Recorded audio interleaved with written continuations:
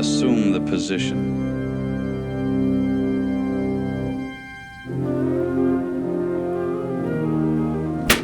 Thank you, sir. May I have another?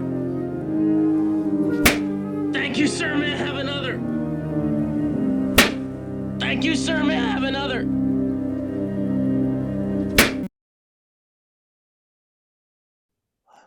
What happened to the Mavericks, man? How did we get here?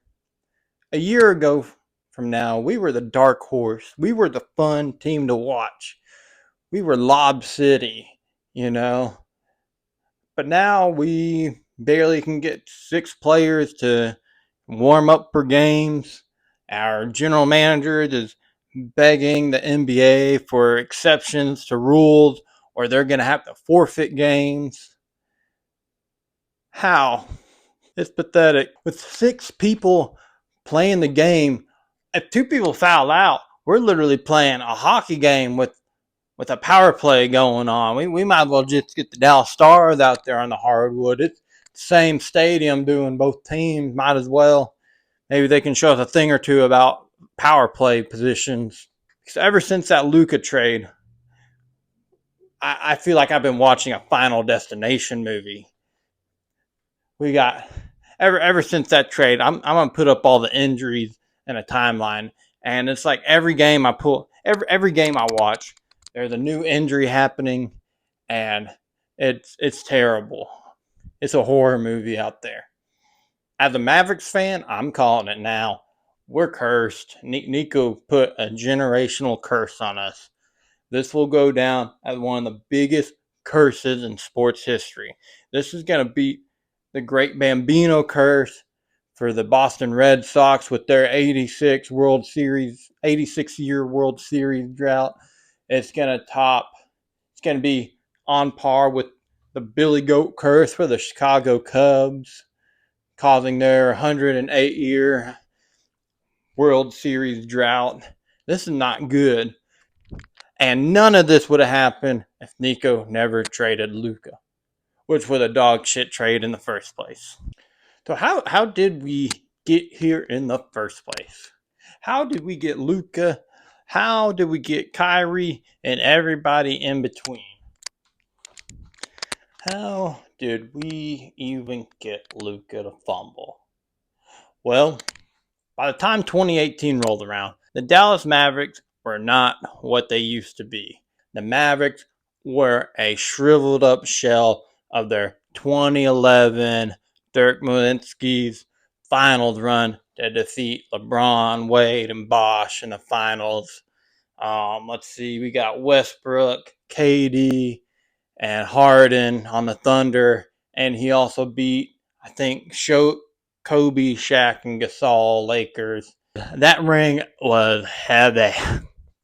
In the 2018 draft, Mavericks traded their first round pick to the Atlanta Hawks when we traded Trae Young for Luka. Quickly, they both became rising stars and kind of the big rivalry that big media was trying to push on us. That somehow Trae Young always making these crazy ass shots from the logo and Luka are super competitive. It really wasn't. Like Trae was pretty good, but Luka was just on a different level. So he was kind of solidifying himself as one of the top players in the league. As Dirk was declining and nearing retirement, Luka was on his way up, and from one European to the other, the crown was being passed to Luka. The only problem is Luka ain't got no help. Kristaps Porzingis, Pingus Dingus. Whenever he's on the Mavs, he was kind of very inconsistent in the playoffs, very injury ridden. So he was a street clothes player on the Mavericks. And then you got Dwight motherfucking Powell, Mr. Swat Patrol, the mayor of Pound Town himself. Let's fucking go, baby. Luka didn't have any help. The first big move they made was to trade for Kyrie Irving. He started off with a strong career, got drafted to the Cavs in 2014, I believe, and ended up winning the champ in 2016 with LeBron James and the famous 3-1 comeback. And he was one of the most promising guards in the league. And He just wanted to lead his own team. Yeah, so when Kyrie left the Cavs, he was pretty much telling LeBron straight to his face, I'm the main character. He quickly learned that he was not the main character. On the Boston Celtics, he had a bunch of injuries himself and always was that conflict with the younger players. So his leadership skills was in question, and he is generally hated in Boston. Irving fires away. Got it! A two-pointer for Kyrie. And the middle finger salute to one of the fans. He'll get fined for that. Trust the guys around him. Incredible. 25 assist scores proves what you're talking about. 25 points. I love how Kyrie looks beat the shit with all these fans, giving them the double birds. All the fans thinking they're living rent-free in their heads. ESPN drops the stat line, 30 points this game. Who's really winning this fight? Kyrie or Mr. Chinstrap and dude wearing the wrong shade of green? And Kyrie's like, all right, I'm going to be savage and drop 2 more points on y'all whiny-ass babies. Boston was turning out to be quite the shit show for Kyrie. So he ended up making a super team with the Nets with KD and James Harden to make this magical happily ever after scenario on the Nets in Brooklyn. And that turned into a shit show too. They were plagued by injuries and controversies. As a wise man once says, Kanye got in so much trouble, Kyrie got in trouble. I'm going to be honest, I don't even know what the documentary was saying, but I just know very quickly Kyrie became a really hated man in Brooklyn. The GM of the Brooklyn Nets, and I think the NBA suspended him a couple games for this, and he got suspended a little bit more from the Nets, just being petty with them. And then, if you didn't think he could be hated more enough, this was all when COVID was going along. He then got in trouble for not getting vaccinated. Whoop-de-doo, Even after the NBA suspended him and all the states started allowing people to start playing sports again, New York allowed players non-vax to be played. The Nets owner was still trying to be petty with them and said, no, everyone needs a mask in this arena, or needs to be COVID vaxxed in their arena. I think that was the final straw for Kyrie. And you know who don't give a fuck about vaccines? Big D. Bitch, I'm from Texas. Kyrie and Luka quickly became a powerhouse on the offensive side. They quickly became El Hermanos. But the one problem is defense. So yeah, with Kyrie and Luka, there weren't that many defensive options. Except Dwight Powell, crusher of the rim. Your wife's boyfriend, the bringer of the rain, the cheap splitter, the king. With Luka and Kyrie being an electric duo at the core of the team, Mavericks made some moves. We picked up PJ Washington, Daniel Gafford, and drafted Derek Lively.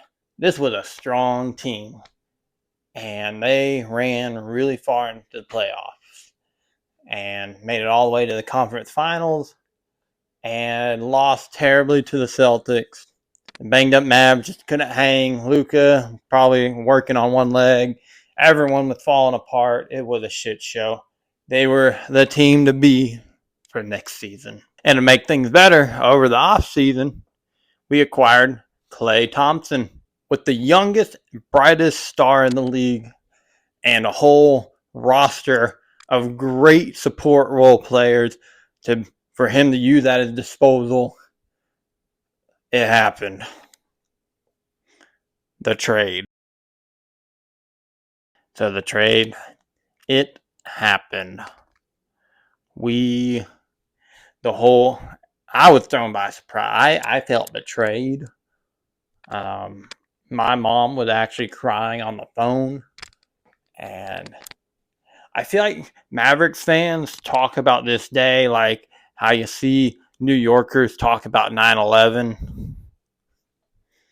Like it's just like the day. Like, everyone's always talking about what they were doing when they heard about the Luka trade, or how they found out Luka got traded. I feel like that's how 9/11 is to New Yorkers. So as soon as the trade rumors got out, people went to the American Airlines Stadium to protest this trade. And I remember seeing like an aerial footage of a drone, and there the whole protest going on there, and then another protest going on there. And the other protest was the ICE protest. I don't know, that everyone protesting like Border Patrol and all that. And the Luka one was like obviously bigger. Texans care about basketball more than they care about Border Patrol, okay? They don't care anything about the border. But if you take away our Slovenian boy, we're coming for your ass. Once the dust settled, everyone's just trying to make sense of this whole thing, you know? Like, as soon as the Mavs got bought out by the Adelson group, I don't know, this blonde bitch that looks like she's wearing a wig 24/7, and this Patrick Dumont guy, the goofy ass, I don't know. Basically, the conspiracy is they own a bunch of Vegas casinos, and you know what's making Vegas casinos a lot of money right now? Them DraftKings sponsors, the sports gambling, the bookies. So when they bought the Mavericks, they intended on getting gambling legalized in Texas, because there are no casinos in Texas. Gambling is prohibited in Texas, and it's a big hot spot. Like, these companies are buying plots of land and getting ready to build buildings, hoping that gambling will become legal. It's kind of crazy how it's big time lobbying. Well, the votes came across, and gambling is still not legal in Dallas. So the conspiracy theory is that these fuckfaces are holding the team hostage right now. You know, they're unless Texas allows gambling, they're just gonna make everyone hate the team, and they're gonna be like, well, no one likes the Mavericks, so we're just gonna move them to Vegas. I think the moral how we can all learn from this story is that loyalty fades over time, but Dwight Powell is forever.